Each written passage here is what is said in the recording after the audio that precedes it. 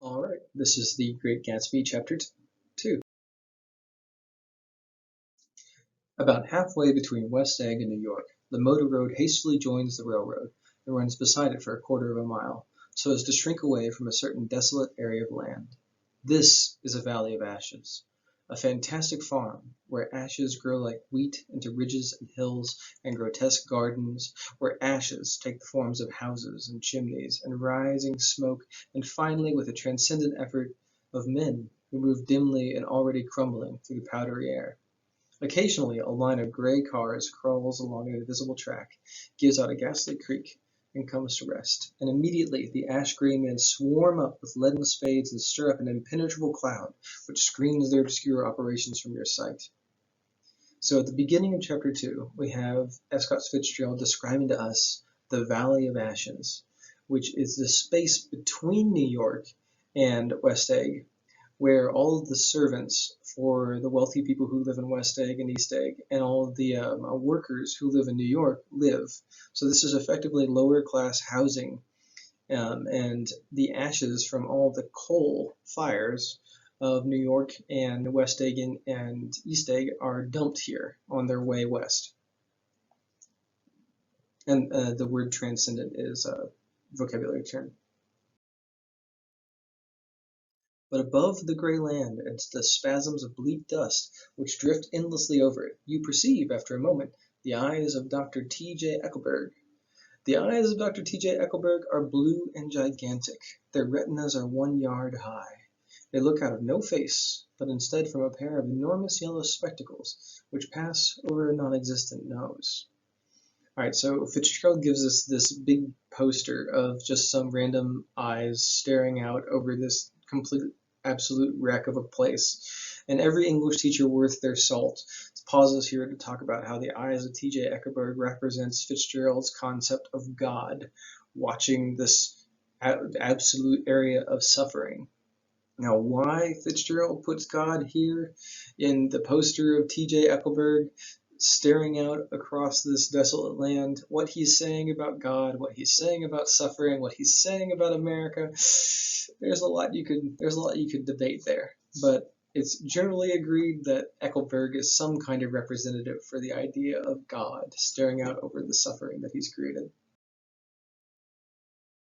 Evidently some wild wag of an oculist, meaning eye doctor, set them there to fatten his practice in the borough of Queens, and then sank down himself into eternal blindness, forgot them and moved away. But his eyes, dimmed a little by many paintless days under sun and rain, brood on over the solemn dumping ground.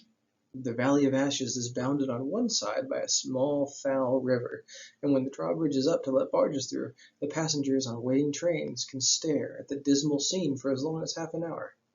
There's always a halt there for at least a minute, and it was because of this I first met Tom Buchanan's mistress. So we are going to meet Tom's side chick here. The fact that he had one, meaning a mistress, was insisted upon wherever he was known. His acquaintances resented the fact that he turned up in popular restaurants with her, and leaving her at a table, sauntered about, chatting with whomsoever he knew. Though I was curious to see her, I had no desire to meet her. But I did. I went up to New York with Tom on the train one afternoon, and when we stopped by the ash heaps, he jumped to his feet, and taking hold of my elbow, literally forced me from the car. "We're getting off," he insisted. "I want you to meet my girl." I think he tanked up a good deal at lunch, and his determination to have my company bordered on violence. The supercilious assumption was that on Sunday afternoon I had nothing better to do. So Tom's like, "Come meet my side chick, Nick." And tanked up meaning he already had a lot to drink. I followed him over a low, whitewashed railroad fence, and we walked back 100 yards along the road under Dr. Eckelberg's persistent stare. The only building in sight was a small block of yellow brick sitting at the edge of the wasteland, a sort of compact main street ministering to it and contiguous to absolutely nothing, meaning there was just like nothing else there. One of the 3 shops it contained was for rent, and another was an all-night restaurant approached by a trail of ashes, where like all the dudes working in these ash heaps would basically eat. And the third was a garage, repairs, George B. Wilson, cars bought and sold. And I followed Tom inside. The interior was unprosperous and bare. The only car visible was the dust-covered wreck of a Ford, which crouched in the dim corner. It had occurred to me that this shadow of a garage must be a blind, and that sumptuous and romantic apartments were concealed overhead, when the proprietor himself appeared in the door of an office, wiping his hands on a piece of waste. He was a blond, spiritless man, anemic and faintly handsome. When he saw us, a damp gleam of hope sprang into his light blue eyes. "Hello, Wilson, old man," said Tom, slapping him jovially on the shoulder. "How's business?" "I can't complain," answered Wilson unconvincingly. "When are you going to sell me that car?" "Next week. I've got my man working on it now." "Works pretty slow, don't he?" "No, he doesn't," said Tom coldly. "And if you feel that way about it, maybe I'd better sell it somewhere else after all." "I don't mean that," exclaimed Wilson quickly. "I just meant—" His voice faded off, and Tom glanced impatiently around the garage. Then I heard footsteps on the stairs, and in a moment the thickish figure of a woman blocked out the light from the office door. She was in the middle 30s, and faintly stout, but she carried her surplus flesh sensuously, as some women. Her face, above a spotted dress of dark blue crepe de chine, contained no facet or gleam of beauty, but there was an immediately perceptible vitality about her, as if the nerves of her body were continually smoldering. She smiled slowly, and walked through her husband as if he were a ghost, shook hands with Tom, looking him flush in the eye. Yeah, they're really not hiding anything. Then she wet her lips, and without turning around spoke to her husband in a soft, coarse voice. "Get some chairs, why don't you, so somebody can sit down?" "Oh, sure," agreed Wilson hurriedly, and went toward the little office, mingling immediately with the cement color of the walls. Nick sees him go to the office, and he describes Wilson as just like disappearing into the walls. A white ashen dust veiled his dark suit and his pale hair as it veiled everything in the vicinity, except his wife, who moved close to Tom. Y'all know the term simp? George Wilson's simping hard for his wife Myrtle here. "I want to see you," said Tom intently. "Get on the next train." "All right. I'll meet you by the newsstand on the lower level." She nodded and moved away from him, just as George Wilson emerged with 2 chairs from his office door. We waited for her down the road and out of sight. It was a few days before the 4th of July, and a gray, scrawny Italian child was setting torpedoes in a row along the railroad track, meaning like rockets. "Terrible place, isn't it?" said Tom, exchanging a frown with Dr. Eckelberg. It's interesting that these characters continuously refer to Dr. Eckelberg. Like they keep nodding to this big sign, almost as if it's another character. Fitzgerald's elevating this sign, and every English teacher worth their salt points out this at this moment. Awful. It does her good to get away. And then Nick says, "Doesn't her husband object? Wilson? He thinks she goes to see her sister in New York. He's so dumb he doesn't know he's alive." So Tom Buchanan and his girl and I went up together to New York. We're not quite together, for Miss Wilson sat discreetly in another car. Tom deferred that much to the sensibilities of those East Eggers who might be on the train. So Tom didn't ride the train into New York with his side chick. He makes her sit in a different train car, just in case some other super rich people who he might live next to are also on the train. She had changed her dress to a brown-figured muslin, which stretched tight over her rather wide hips, as Tom helped her to the platform in New York. At the newsstand she brought a copy of Town Tattle and a moving picture magazine, and in the station drugstore some cold cream and a small flask of perfume. So she kind of uses him as quote unquote a sugar daddy. Upstairs in the solemn echoing drive, she let 4 taxicabs drive away before she selected a new one, lavender-colored with gray upholstery, and in this we slid out from the mass of the station into the glowing sunshine. But immediately she turned sharply from the window and, leaning forward, tapped on the front. "I want to get one of those dogs," she said earnestly. "I want to get one for the apartment. They're nice to have. A dog." We backed up to a gray old man who bore an absurd resemblance to John D. Rockefeller. In a basket swung from his neck cowered a dozen very recent puppies of an indeterminate breed. "What kind are they?" asked Miss Wilson, as eagerly as he came to the taxi window. "All kinds. What kind do you want, lady?" "I'd like to get one of those police dogs. I don't suppose you got that kind." The man peered doubtfully into the basket, plunged in his hand, and drew one up, wriggling by the back of the neck. "That's no police dog," said Tom. "No, it's not exactly a police dog," said the man, with disappointment in his voice. "It's more of an Airedale. He passed his hand over the brown wash rag of their back. Look at that coat. Some coat. That's a dog that'll never bother you with catching cold. I think it's cute, said Miss Wilson enthusiastically. How much is it? That dog, he looked at it admiringly, that dog will cost you $10. The Airedale. Undoubtedly there was an Airedale concerned in it somewhere, though its feet were startlingly white, changed hands and settled down into Mrs. Wilson's lap, where she fondled the weatherproof coat with rapture. Is it a boy or a girl? She asked delicately. That dog? That dog's a boy. It's a bitch, said Tom decisively. Here's your money. Go and buy 10 more dogs with it. Tom's a real charmer, isn't he? I love the juxtaposition here between the way that Myrtle, Myrtle's kind of living the dream here. She has this rich guy, Tom, who's doting on her. It gives her a chance to get away from kind of like the absolute cruddiness of her life with George, who's by Tom's description barely even alive. But then you have Tom, who is really only in it for like one reason. Is really only interested in Myrtle physically. So he puts up with basically being Myrtle's, meal ticket / sugar daddy, but at the same time he's still Tom, and he's still just generally this douchebaggy character.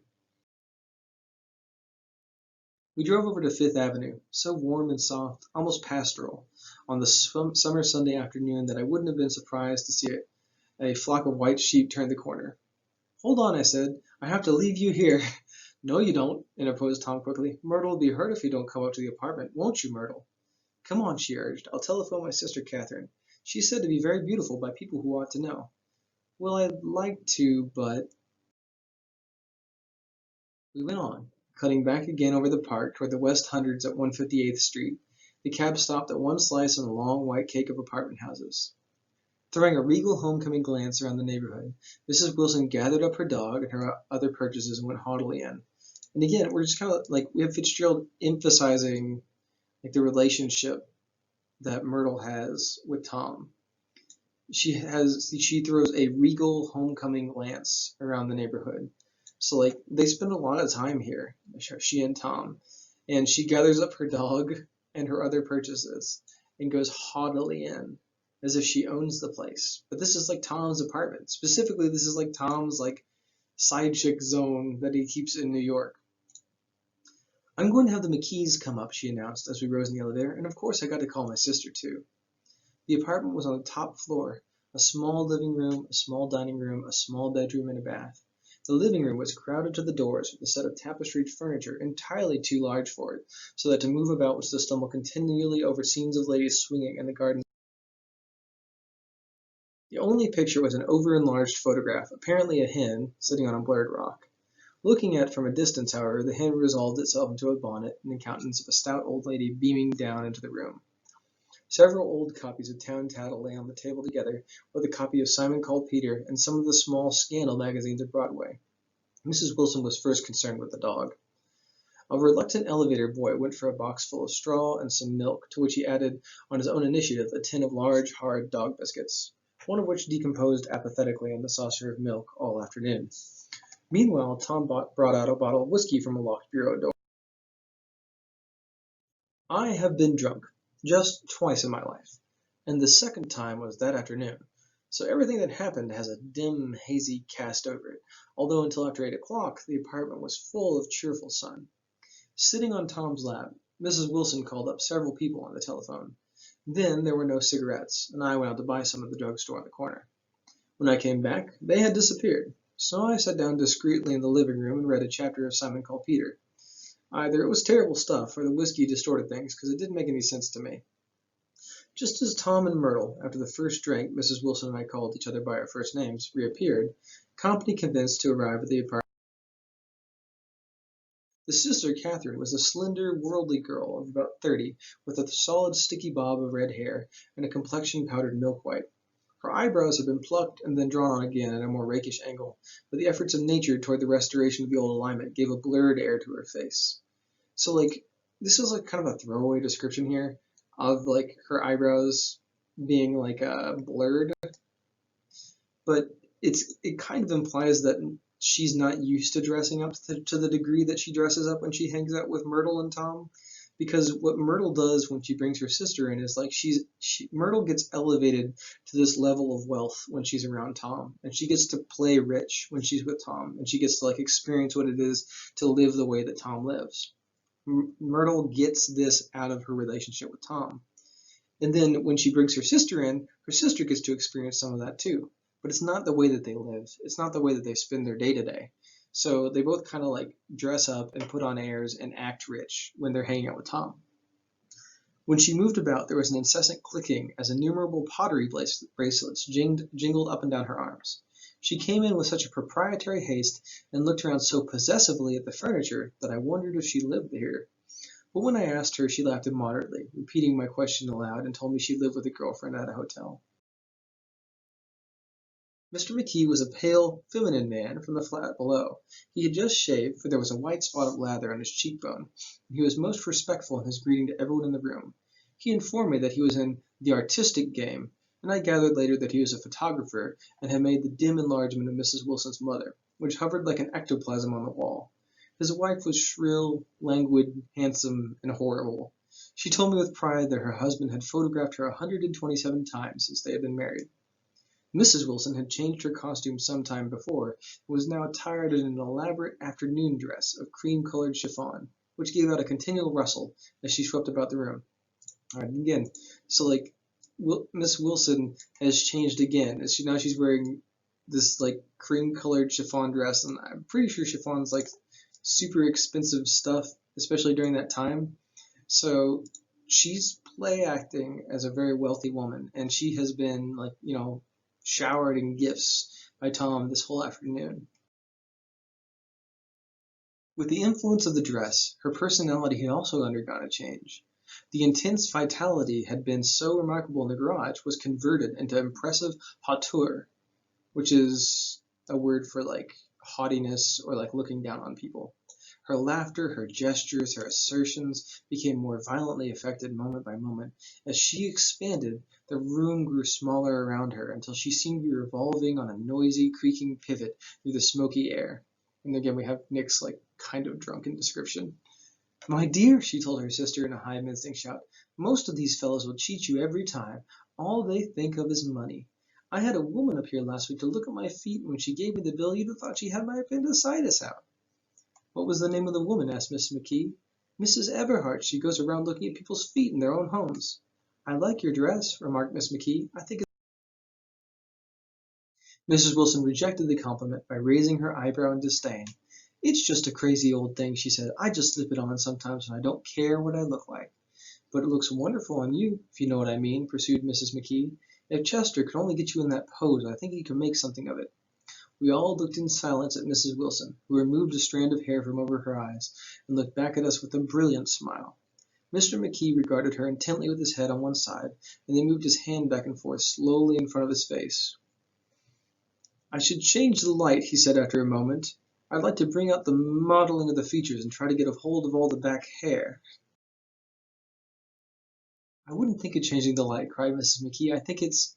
Her husband said, shh, and we all looked at the subject again, whereupon Tom Buchanan yawned audibly and got to his feet. Again, Tom's not here for small talk. Tom's here for Myrtle, specifically for Myrtle's body. You McKees have something to drink, he said. Get some more ice and mineral water, Myrtle, before everybody goes to sleep. I told that boy about the ice, Myrtle raised her eyebrows in despair at the shiftlessness of the lower orders. These people, you have to keep after them all the time. Again, straight up. We have this is like this to F. Scott Fitzgerald, the author, is like a big joke that Myrtle feels like she's in on. She raised her eyebrows in despair at the shiftlessness of the lower orders. Myrtle lives in the Valley of Ashes with her husband at his used car lot, and here she gets to play as though she's wealthy as Tom, and Tom provides for her this ability to pretend to be wealthy. And that's kind of the nature of their relationship.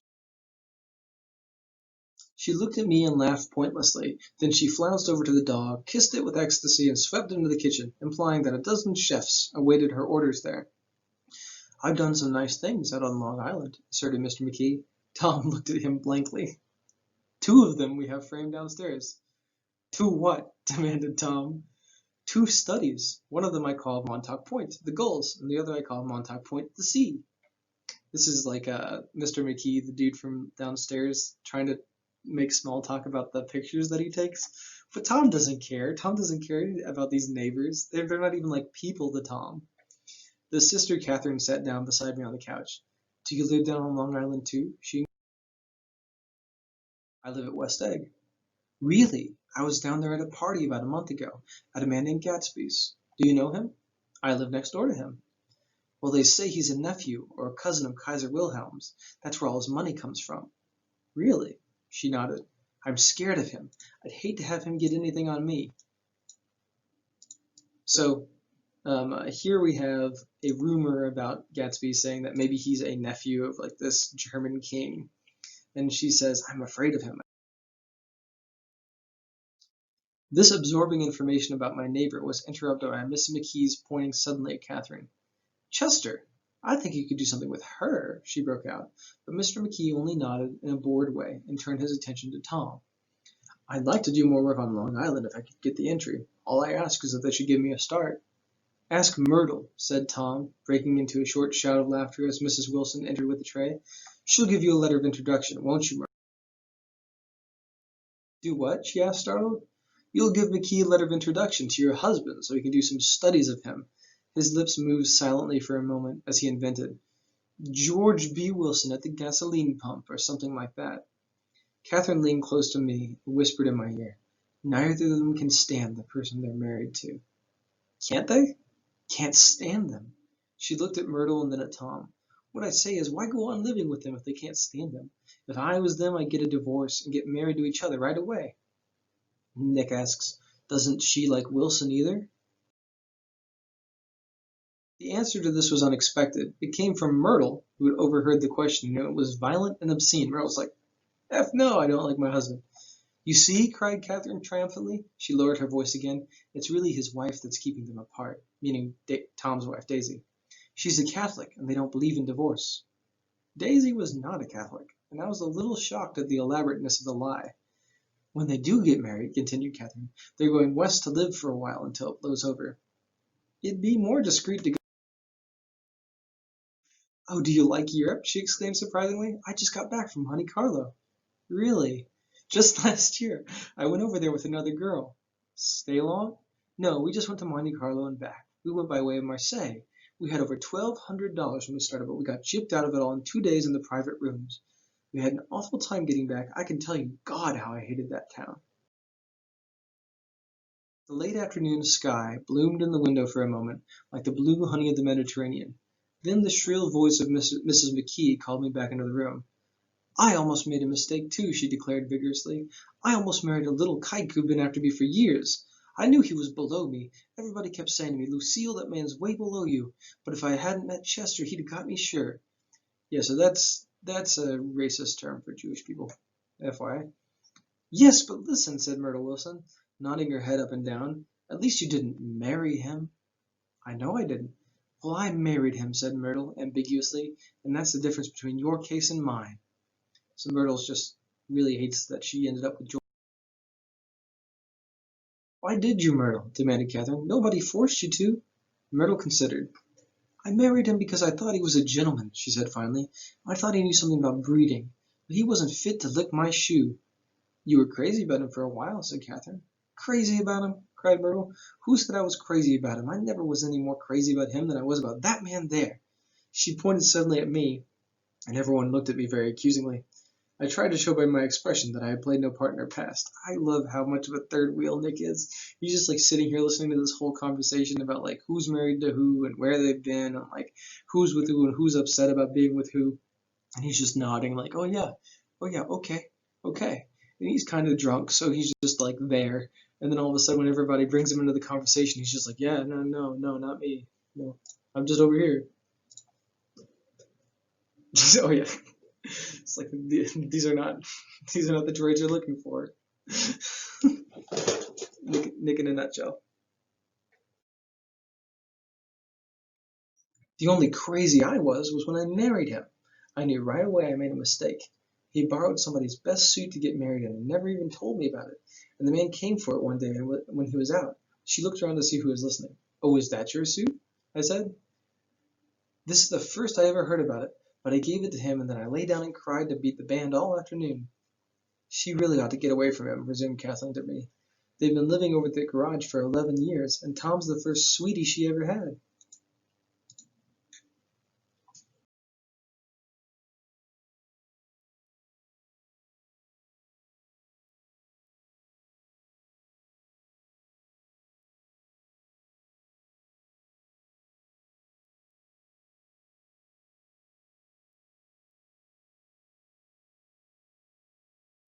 The bottle of whiskey, a second one, was now in constant demand by all present, except Katherine, who felt just as good on nothing at all. Tom rang for the janitor and sent him for some celebrated sandwiches, which were a complete supper in themselves. I wanted to get out and walk eastward toward the park through the soft twilight, but each time I tried to go I became entangled in some wild, strident argument which pulled me back, as if with ropes, into my chair. Yet high over the city, our line of yellow windows must have contributed their share of human secrecy to the casual watcher in the darkening streets. And I was him too, looking up and wondering. I was within and without, simultaneously enchanted and repelled by the inexhaustible variety of life. Myrtle pulled her chair close to mine, and suddenly her warm breath poured over me the story of her first meeting with Tom. That's just a great quote. It's kind of like Fitzgerald talking about, Nick. He's this wallflower. He's this great observer, and he's looking out of this room where they're all, kind of complaining and moaning about life and how hard their wealthy life is. And he looks down and he sees like some people walking on the street, and he feels at once connected with that random person walking on the street, and um, how he has that moment where he sees all those other rooms and he thinks to himself how in every single one of those rooms there's drama playing out similar to um, the drama playing out in his own room.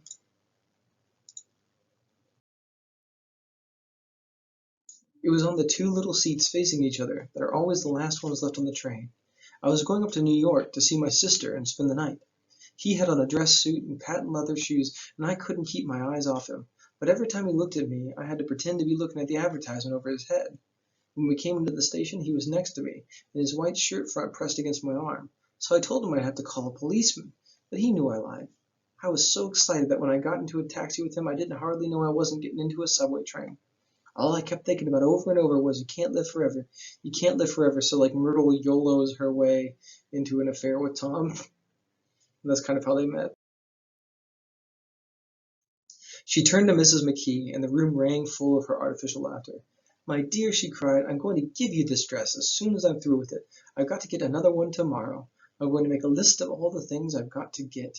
A massage and a wave and a collar for the dog and one of those cute little ashtrays where you touch a spring and a wreath with a black silk bow for Mother's grave that'll last all summer. I've got to write down a list so I won't forget all the things I got to do." It was 9 o'clock almost immediately afterward. I looked at my watch and found it was 10. Mr. McKee was asleep in a chair, with his fists clenched in his lap, like a photograph of a man of action. Taking out my handkerchief, I wiped from his cheek the remains of the spot of dried lather that had worried me all afternoon. So Nick's kind of like worrying about this guy's shave, because Nick's kind of been eyeing Mr. McKee all afternoon.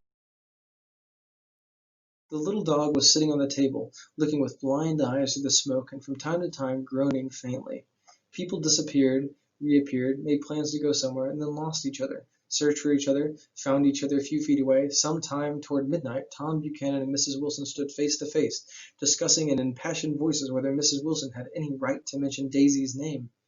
"Daisy, Daisy, Daisy," shouted Mrs. Wilson. "I'll say it whenever I want to. Daisy, Daisy." Making a short, deft movement, Tom Buchanan broke her nose with his open hand. So as Nick gets drunker and drunker, the night goes on, and then it kind of culminates in this moment where Myrtle is yelling at Tom his wife's name, because they're both kind of drunk at this point too, and Tom breaks her nose with a slap. Then there were bloody towels upon the bathroom floor, and women's voices scolding, and high over the confusion a long broken wail of pain. Mr. McKee awoke from his doze and started in a daze toward the door. When he'd gone halfway, he turned around and stared at the scene. his wife and Catherine scolding and consoling as they stumbled here and there among the crowded furniture with articles of aid, and the despairing figure on the couch bleating fluently and trying to spread a copy of Town Tattle over the tapestry scenes of Versailles. Then Mr. McKee turned and continued on out the door. Taking my hat from the chandelier, I "Come to lunch some day," he suggested, as we groaned down in the elevator. "Where?" "Anywhere." "Keep your hands off the lever," snapped the elevator boy. "I beg your pardon," said Mr. McKee with dignity. "I didn't know I was touching." "All right," I agreed. "I'll be glad to." And then we have Nick, kinda drunk, kinda sober, waking up the next day. I was standing beside his bed, and he was sitting up between the sheets, clad in his underwear with a great portfolio in his hands. Beauty and the Beast, Loneliness, Old Grocery Horse, Broken Bridge, looking at these pictures in his portfolio. Then I was lying half asleep in the cold lower level of the Pennsylvania station, staring at the Morning Tribune and waiting for the 4 o'clock train. So it's heavily implied here that Nick went home with Mr. McKee and spent the night. Again, Nick's probably bi in the way that he describes dudes and ladies in this book. So our event questions and our vocab questions. Just a quick reminder, the blue words are to help you prepare for the reading part of the ACT. And the red words are to help you prepare for the English part of the ACT. Your blue word questions are describe the Valley Bashes. What flower does Nick remind Daisy of? Whose giant eyes are watching with the Valley Bashes? How does Myrtle Wilson feel about her marriage to George Wilson? And what weird thing does Nick do with perspective on slide 34 when he says his quote about being above the city? Why does Tom break Myrtle's nose? And what is implied at the end of this chapter? And that is Chapter 2 of The Great Gatsby. Your extra credit journal assignment are answering one of these questions in Google Classroom. Thank you for reading with me, and I hope you guys have a great week. Bye.